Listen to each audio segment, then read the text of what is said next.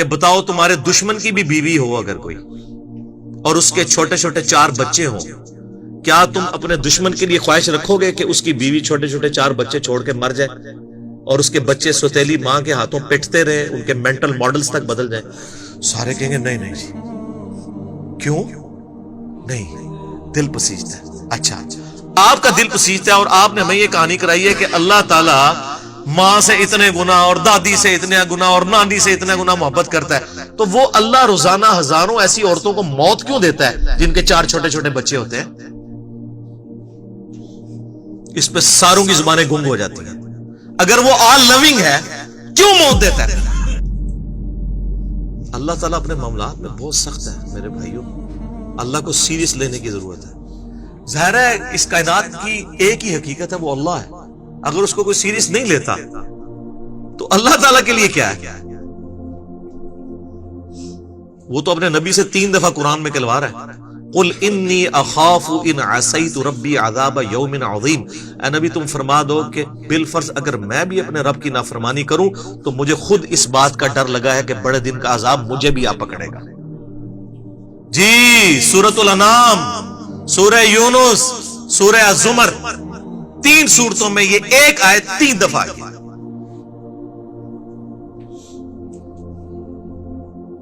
آپ مجھے بتائیں جو آپ کو کہتے ہیں جناب ہم بخشوا لیں گے، ہم اپنے مریدوں کو لے جائیں گے، اور تو انہوں گھنگن نہیں دینا کسی نے اسے، تو یہ اس لیے کہ نہ انہوں نے خود قرآن پڑھا ہوا ہے اور نہ آپ کو پڑھنے دیں گے، ورنہ آپ کا دماغ کھل جائے گا۔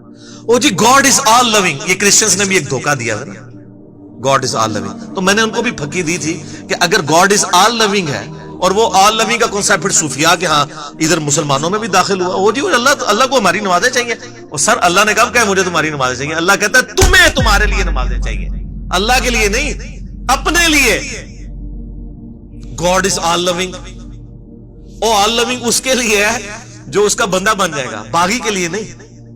تو پھر میں نے ان کو دنیاوی طور پہ ایک الزامی جواب، اینٹی وینم پھکی دی ہے کہ بتاؤ تمہارے دشمن کی بھی بیوی ہو اگر کوئی اور اس کے چھوٹے چھوٹے 4 بچے ہوں، کیا تم اپنے دشمن کے لیے خواہش رکھو گے کہ اس کی بیوی چھوٹے چھوٹے 4 بچے چھوڑ کے مر جائے اور اس کے بچے سوتیلی ماں کے ہاتھوں پٹتے رہے، ان کے مینٹل ماڈلز تک بدل جائیں؟ سارے کہیں گے نہیں نہیں جی، کیوں نہیں؟ دل پسیجتا ہے۔ اچھا آپ کا دل پسیجتا ہے اور آپ نے ہمیں یہ کہانی کرائی ہے کہ اللہ تعالیٰ ماں سے اتنے گنا اور دادی سے اتنے گنا اور نانی سے اتنے گنا محبت کرتا ہے، تو وہ اللہ روزانہ ہزاروں ایسی عورتوں کو موت کیوں دیتا ہے جن کے 4 چھوٹے چھوٹے بچے ہوتے ہیں؟ اس پہ ساروں کی زبانیں گنگ ہو جاتی ہیں۔ اگر وہ آل لونگ ہے کیوں موت دیتا ہے؟ آپ تو اپنے دشمن کی بیوی کو بھی موت نہ دیں، وہ روزانہ ہزاروں ایسی ماؤں کو موت کیوں دیتا ہے جن کے چھوٹے چھوٹے بچے ہوتے ہیں؟ اس کا مطلب ہے آپ نے جو احساسات ڈیولپ کیے ہوئے ہیں کہ اللہ اپنے بندوں کے ساتھ یہ کرتا ہے، وہ نہیں ہے۔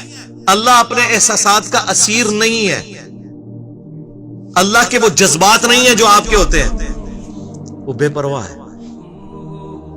ہاں جو اس کا ہو جائے نا اس کے لیے معاملہ الگ ہے۔ وہ صحیح بخاری میں حدیث ہے کہ جس نے میرے ولی کے ساتھ دشمنی کی میرا اعلان جنگ ہے اس کے خلاف، اور انسان میرا قرب نہیں حاصل کرتا مگر فرائض کے ذریعے اور نوافل پہ استقامت کے ذریعے اس لیول پہ پہنچ جاتا ہے کہ میں اس کے ہاتھ بن جاتا ہوں جس سے وہ پکڑتا ہے، میں اس کے کان بن جاتا ہوں جس سے وہ سنتا ہے، میں اس کی آنکھیں بن جاتا ہوں جس سے وہ دیکھتا ہے، میں اس کے پاؤں بن جاتا ہوں جس سے وہ چلتا ہے۔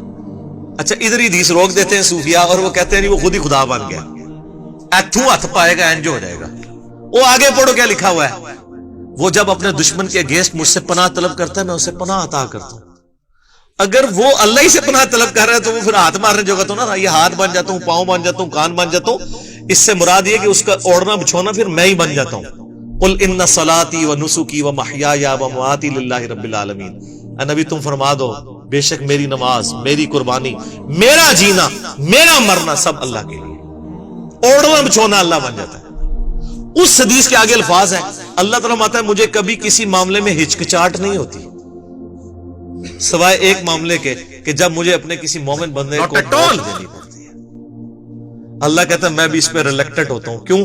میرا بندہ موت کو ناپسند کرتا ہے۔ ظاہر ہے موت تو کسی کو بھی پسند نہیں ہے،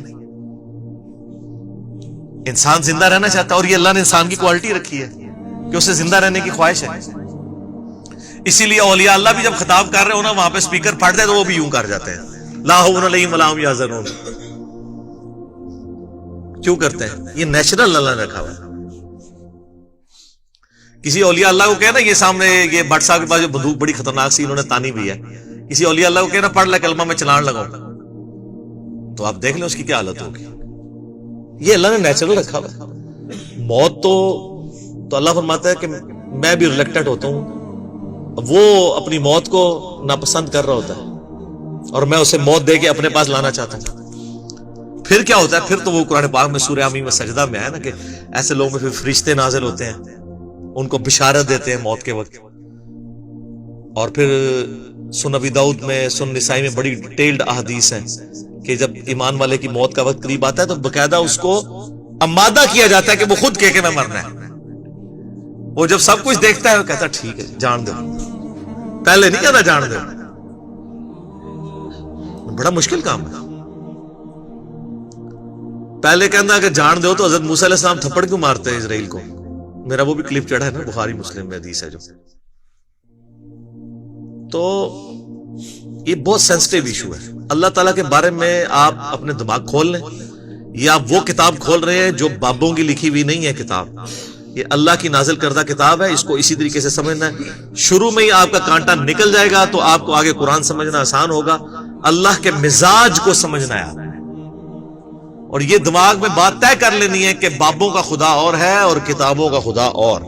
یہ آپ جو پڑھ رہے ہیں نا یہ وہ خدا ہے جس کا تعارف محمد رسول اللہ صلی اللہ علیہ وآلہ وسلم نے آپ کو کروایا.